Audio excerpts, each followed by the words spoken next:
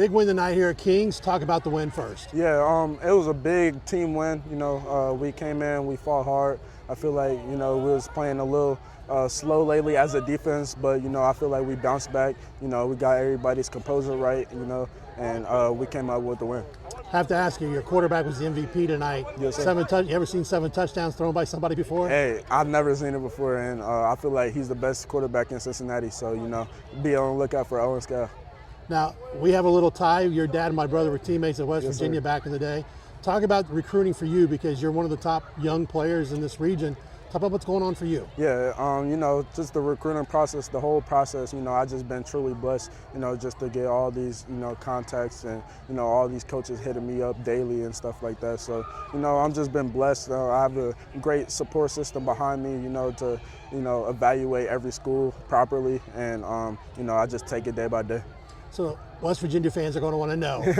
Any thoughts since Coach Rodriguez is back, your dad played for Coach Rod. Yeah. What's your thoughts on West Virginia? So it was recently up there for a 7-on-7, and the team won it all at the team 7-on-7. And, I got to speak with Coach Rod and, the corners coach and things like that. And I definitely had a great time up there. It was a great vibes, great energy. And I feel like I like the culture up there. I've been up there plenty of times. So, I do like West Virginia. Any stories your dad's told you about his time? Because Coach Rod, he's a unique coach to play for. Yes. He told me, I know one of the stories he told me, like they used to have like a big like hill that they had to run. And he said like them were the worst.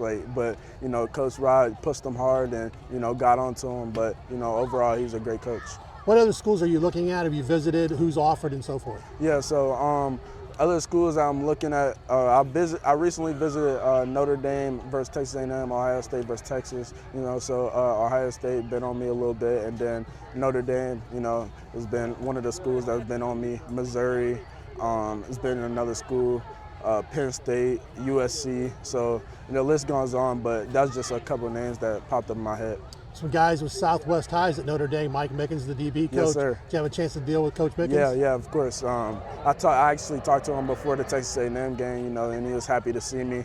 We just chatting it up and talking about like what's their game plan going into the game and things like that. And he just asked about how's the fam, how's the game's been going down here in Cincy. And we just had a great conversation, and it's always a good vibe at Notre Dame.